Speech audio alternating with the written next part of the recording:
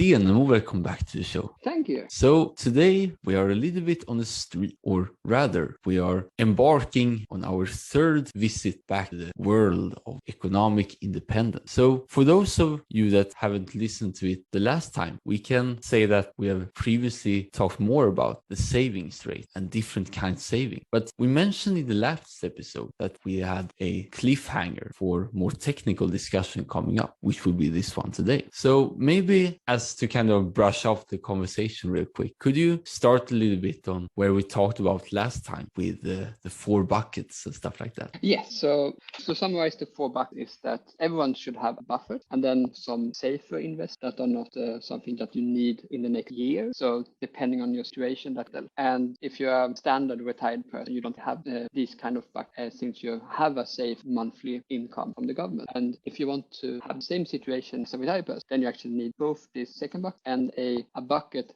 that you can actually live off. So that would be the third that is invested in the stock market or similar investment. And then you can have a 4th bucket that is basically your more speculative investment. If that 4th bucket would be your more fun investment. Yeah, that's a very good summary of what we talked about last time. And if I understand correctly, it's still according to one's own preferences, which allocation you want on each bucket. So, or is it more of a general heuristic, like you should not have more than, for instance, 50% on one bucket and 20% on another? Because that will be a good introduction to our discussion today. Say that again. So, for instance, we have the 4 buckets as you told about. So, as a general rule, should we have, for instance, 5% in the 4th bucket and 25% in the 3rd bucket and other stuff? So, let's say if we have a particular money to save each month, then I guess it all comes down to personal preference. For instance, like, okay, out of these 4 buckets, I want to spend a certain percentage on that one and a certain percentage of another. So, I guess that is it true that there is no standard way to,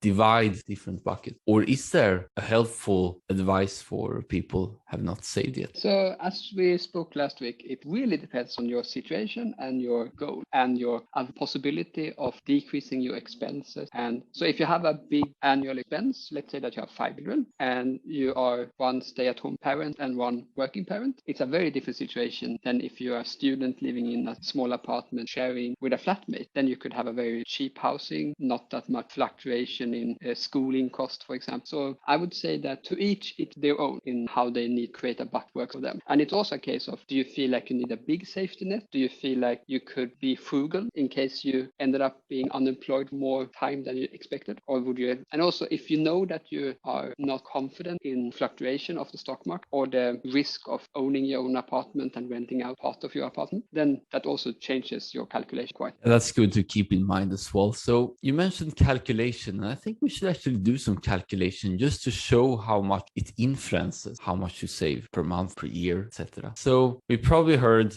as a general rule, like, okay, you should save at least 10% each month. Pay yourself first, as one might call it. So let's do an example. If, for instance, me or other people save 10% of the derived income each month, what can we expect in terms of estimated time for achieving financial independence? So even here, when we have a very clear number, it's actually not as straightforward as you might. So we have to also say that you have no saving, you have nothing invested in an apartment house or on the stock market. Let's say we're starting from zero. Exactly. Let's say that you graduate, you have a very low paying job and you have very high housing costs. If this is your situation, then we can basically say that we have to hope that your income will go up and that your equity down, which is actually realistic. But let's say that you live in a situation where you cannot improve your situation, you cannot decrease your costs, and you will have a low salary for the rest of your life. If that's the situation, then we would say that you will forever have 10%. And then you can actually, if you Google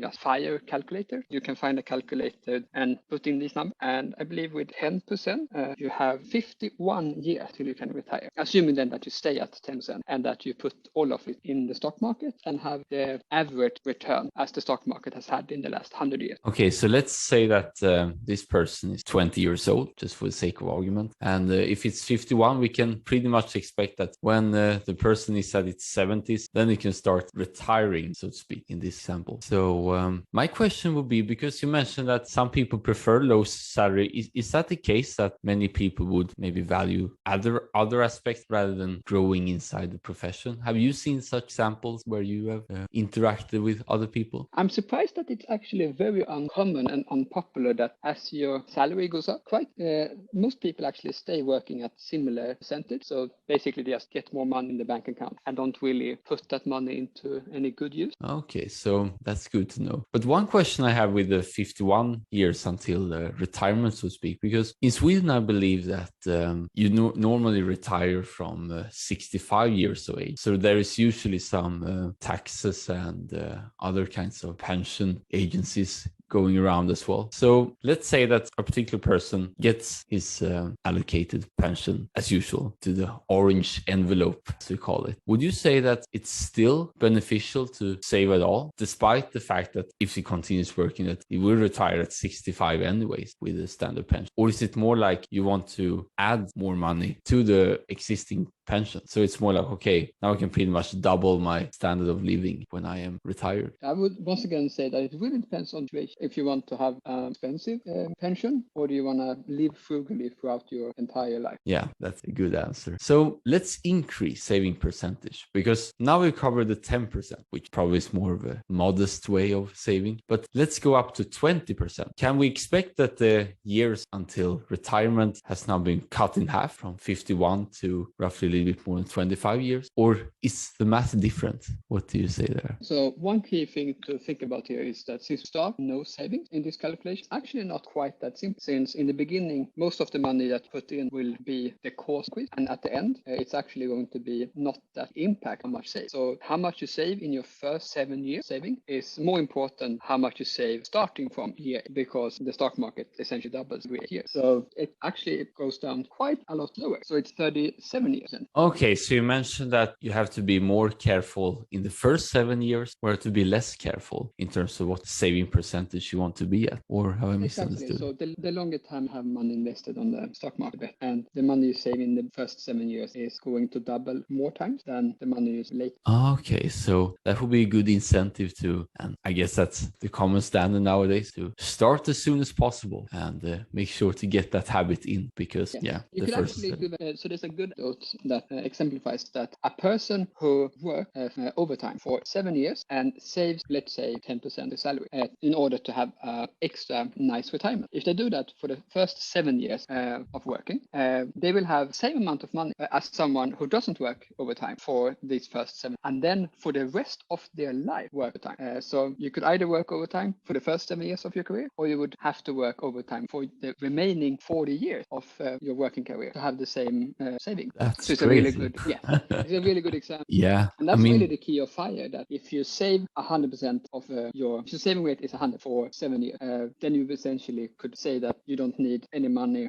You will have the save. If your income is if you can save as much money as you need every month, 100% saving, then after 7 years, you could just live off that. You have that which you have saved in those 7 years. Okay, so maybe we should go off a tangent then, because maybe it is possible to have, what can you say, be in a position in which you can pretty much save the entire income for just 7 years. If you know, like, okay, I'm going to invest the 7 years I have to basically make sure that whatever comes after that will be on my own terms. So for instance, I'm trying to figure out how to do it in practice. Do you have any tips? No. But still, it's a very good way to frame it. Like, okay, the more you invest in the beginning, it will be much better later, and actually a lot in terms of percentage and stuff like that. I didn't know that over time, the first 7 years were so important for the rest of the curve, so to speak, because that speaks to the fact that you should take advantage of your youth and health and other kinds of surplus of energy in order to make sure to provide for the future, so to speak. So with that, I want to raise the initial savings rate to 50%. Would you say that it takes less than 20 years now to get where you want in terms of independence? So at 50%, 50% savings rate, assuming that you have no starting, it would be about 17 years. Okay, so less than 20. So we can say that before he or she has his 40th birthday, then it will be a, what can you say, spectacular life going forward on your own terms. But how about we are a little bit more extreme than that? For instance, 80%. Like if you're living in a small apartment together with other people, you only eat certain diet, doesn't require much in terms of expenses. You have everything you want pretty much within your local area, including your friends and relatives and stuff like that. So you don't need to pretty much be lavish, you can get what you want. So if we save like 80% for 7 years, what will happen? Yeah, so that's when you would only need 7 years real capital that could give you the same after inflation capital that you need. Okay, so then you can say you could consider yourself financially independent after 7 with that 80%. But yeah, I guess it comes down to like the lifestyle choices right now, and make sure to really compare what you want compared to how much it costs. So I think we mentioned in the previous episode that there were other kinds of FIRE as well, because now we covered like from the most basic saving to the more extreme variant, although the extreme variant will be good as well if you have the means to do it. But one term that I picked up upon was Barista FIRE. So what does it mean in this context when we talk about savings rate and stuff like that? This is something to be mindful of. Yeah, so Barista FIRE is essentially similar to the Flamingo FIRE we talked about, that you first save out quite a lot of capital, but not quite as for a FIRE, but rather first you have a good safety net. You have your 3 buckets that are quite full, but your third bucket isn't as full as it would be for a complete FIRE. It could be halfway there, it could be slightly more, slightly less, depending on what your side job, your complementary income job be. So this is basically why it's called Barista FIRE. You could work as a barista for a few months per year, or you could work part-time with a job you like a few hours every week, or you could be an author and expect to have very low income for the most part, or you could be a musician. You could have many different kind of side hustles that you find enjoyable, and you don't really need the income. Having that income means that you could go on vacation, for example. Yeah, personally, I would think that because I come from a music background as well, and trying to establish myself within writing and content creation, that you probably have some kind of calling, whatever you want to call it in your life. So then you kind of get like the best of both. You get to do what you really want during most of the days and still have some flexibility to pretty much go where you wish. So let's say if people are interested in the FIRE aspect, would you first advise them to go barista or more go vanilla, if that's the term? I think it's really up to what kind of life situation you have at the moment and what kind of end goal you have. Okay, because one thing that I want to discuss later is like what happens after that. But before we do it, I want to touch upon the other term, which I found quite interesting as well, which was Flamingo FIRE. So how does it relate again to the savings? You mentioned previously that it was kind of nest egg, but how should people think about it in terms of saving for now if they want to develop pink feathers? Yeah, so Flamingo really relates to what we have been calculating now. So in the case of Flamingo FIRE, you basically do what we done now, that you start with 0 money in your saving, and then you work at saving as much until you have reached 50%. So let's say that we did this calc saying that you actually know what your annual expense, and you know that you're going to have the same annual expense in the next 100 years. And then you can say that I will save to half of this amount. And once I reach half amount, then I can work part-time with a different job that I like more, that might pay much less, but it will give me enough money to sustain myself for 10 years. And then you could basically see this nest egg when you have half of your end goal money. And then you could just watch this grow while you sustain yourself from this part-time work. So that's essentially this Flamingo FIRE. Okay, so let's say as an example that we first save 50% of our income. How long does it take before we can pretty much experiment with our nest egg? I guess it will be quite a short duration. Could you clarify? So we have to save a little bit before we can pretty much let the nest egg go by itself. So if we save half of our income, monthly income, can we expect it like 5 to 7 years before we can do what we want as a part-time while it's growing? Or do we have to be a little bit more optimistic or pessimistic in terms of time perspective going forward? So this is not quite that easy. It really depends on your savings rate. And in this case, we probably should assume a more realistic scenario. So for example, your savings rate will not be the same your first year starting in a new career as your last. You will most likely have much higher income, and you usually end up having more expense. If you know that you want many children, you should probably take that into account, for example, even if you have zero at the moment. So in a realistic scenario, you could assume to know how big nest need, and you cannot assume how much savings rate you can have. But once again, it's really the case of same thing as when we did our first calculation, starting with zero. Here we're not trying to reach 100%. Here we're trying to 50. So same thing here, that if you have 80% savings rather than having 7 years until you hit FIRE, you will basically have 4 years until you hit half FIRE, because in such a short period, it's not so much about the compound interest. It's more a case of just saving a lot of money, and then once you hit half your FIRE amount, letting the compound interest happen 10 years. So 4 years is like a very short time compared to 51 years. So I guess that many people, if they want to be serious about it, could pretty much say, okay, these next 4 years will be dedicated to this project. Have you seen people do it in practice, this kind of flamingo preparation and going forward? I would say for most people, it's not really a case of deciding that this is what I'm going to do, because you should,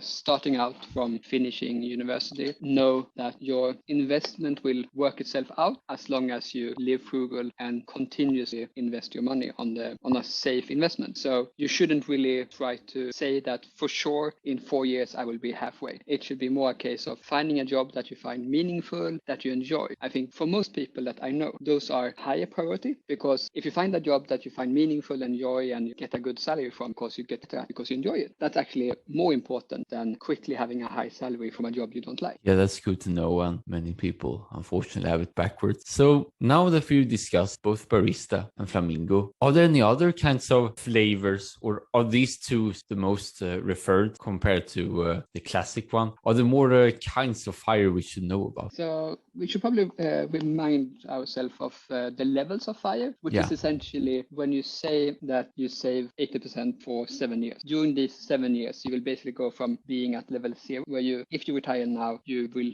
starve. And then during your last, you could essentially say that I could do FIRE now, but then I will have decreased my daily expense, but I don't want to do that. So I want to save for another year so that I can do a more enjoyable FIRE. So I'll FIRE level 7. Okay. And it's also important to say that, so FIRE 6 is basically that in case I find a job that I enjoy, that I don't think I will get any income from for the next 10 years, but I can do it anyway, because it's okay for me to live off my savings and have my savings go down, because I find this passion project. Let's say you want to write, and you don't want to wait another 2 years till you have enough, live off your income, live off your interest. You could just live off your savings instead. So let's just go to the, we could call it the finish line, but it's really not, but the chasm from, okay, now I can start live off my expense, stuff like that. First of all, I'm sure that it's a very liberating feeling, but how do you go from there? I've heard that there's a thing called the 4% rule, but how does it work in practice? Yeah, so the 4% rule refers to that once you have reached level 7, where you know that I have about 25 times as much money saved as my yearly expense, and that's basically referring to the 4%. That then you could take this 1/25 or 4% of your savings and put that on a bank account, and then you could for 1 year live off this, and then after 1 year you expect your stock portfolio would increase by on average 8%, and then inflation will eat up 2 of these percent, and the fluctuation in the stock market will eat up another 2%, because some years it will go down rather than up. So then you still have to take out some money stock even though your portfolio has increased, and that actually eats up quite a lot on a long-term perspective. So for some people 4% is considered high because you might end up having a decade quite poor performance just after you do your FIRE, and then you could actually end up having that you end up living more and more frugal because of these first 10 years such bad performance, and then you could be eating a big part of the portfolio. But assuming that you have on an average 8% per year and inflation stays about percent, then you could say that 4% is actually less than you could live off. You could theoretically live on 6%, assuming that the stock market just performs as good as it does on average. Okay, so when we talk about like living off the 6% of what's currently in there in terms of the yearly expense, if you go back to the 4 buckets analogy again, do you skim off from each bucket like, okay, 6% from this one, 4% that one, or is it more like you? Because I'm interested to see how you basically withdraw the So the four compensation. buckets has a good analogy that when you have a fixed income, you basically pour in your money in the first bucket until this bucket overflows. So your first bucket is a tiny bucket, and as soon as you have, let's say, one salary worth of money in this bucket, it is full, and then all the money that comes into this bucket, it should still come in here, but when it overflows, it will flow down to the second bucket that is below it essentially, and it's bigger, and therefore it will hold more money. So this is the analogy. That is a nice way of representing the four buckets. So you pour in the money from your salary into the first bucket, and then once the first bucket is full and the second bucket, then it starts pouring in the third bucket. So the second bucket might be 1 year worth of money. So this will be your FIRE buffer essentially. And this third buffer bucket, that's where you have these stock invest, for example, or your housing invest, where you have most of your money invested, and this bucket will essentially never be full. This is a bucket that is enormous, and this fourth bucket will basically be taken some scoops of from this second bucket, or really the third bucket, when you feel like you have something more fun to do. But you should essentially just pour money into this third bucket and hope that it never goes empty, because when you then in reverse take money from this third bucket, you should put it in the second bucket. That should always stay full. So you could either, as I did simplified in this example, once a year put a lot of money from your third bucket to second bucket and then take scoops out of it into your first bucket, or you could essentially every month take some money from the third bucket to the second bucket and then to the first. But your first bucket should never stop being full, and that's really the key when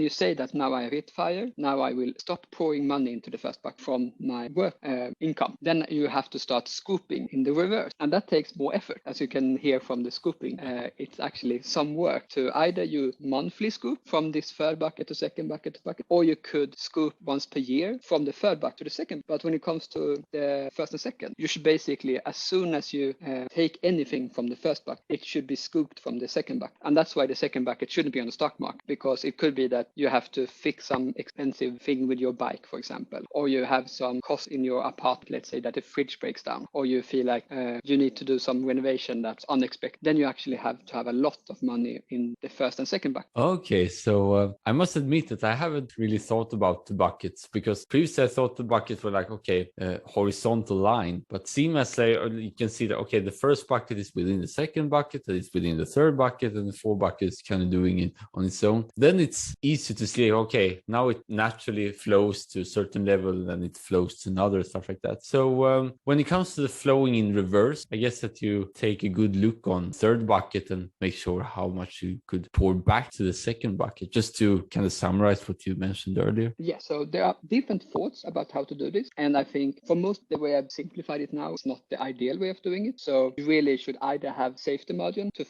do FIRE, so that you're not exactly at 4%. You might want to have so that you're actually quite a bit above this if you think it's possible for you. But let's say that you do it bare bones. You know that in worst case scenario you will be eating Lent for a year. If you know this fine, then you could basically say that I will take out 1 year worth money to have in this second bucket, because usually just the day before you do FIRE, you don't really want to have an entire year's worth of money in your second bucket unless you really know that you need it. But essentially the size of this second bucket could be smaller and larger depending on where in your life you are. If you know that the second bucket needs to be big because big expenses to you, like I'm having a car, having children, for example, that stretches your second bucket. So in my case, my second bucket varies because I don't need to have a big second bucket. But when it comes then that you do FIRE, then you actually need to increase the size of the second bucket so that you can always scoop from it. It should never be possible for it to be half. If it's half empty, it's problematic once you do FIRE. So then you actually need a way of either increasing the size of the bucket and filling it by then taking out, for example, 3 years worth of money from your third bucket to your second, or you would every few months pour quite a lot of money from your third bucket to second bucket. Okay, so the reason why you don't want to have too low amount second bucket is just to ensure that it doesn't run out too early, so to speak? Yes, that's essentially it. But it's also a case of if the stock market goes 50% down and you just emptied your second bucket, and then you feel like, oh yes, now I'm supposed to take out quite a lot of money from this third bucket that's gone down by 50. Then you feel like, oh, I should probably wait and live on lentils for a few months until this situation has improved. And then it's good to know that your second bucket is big enough so that if the stock market has had a really bad year or even 2 bad years, you could actually allow it to go down a bit, or you could allow yourself to do some barista work, increase your barista work so that you don't feel like your entire FIRE situation has deteriorated. To make sure that the FIRE situation is not on fire fire. So Yes, exactly. So as some kind of a last question, I guess that the first bucket is still the primary, and you scoop up from the second bucket as usual, because it's not really like the water is coming in from another place. You have to pretty much generate from yourself, and for each monthly expense, you pretty much go from the second bucket. So before it was the tap, but now it's the second bucket in which you hold your hands in the first bucket to do what you've previously done, just to give a brief clarification. Yes, and since we haven't really spoken about what is in this second bucket, so it's important to remind people that the point of this second bucket, why don't we just pour money from the third to the first bucket? The point of this is that since the money in the second bucket could be more than entire year's worth of money, it's so much money that you don't really want to have it in wallet. You don't want to have it in your bank account with no interest, because then inflation will eat up. So you still want it invested in some safe, for example, bond or a bank account with some. So you actually want to contact your bank and say that I'm willing to not use this money for an entire year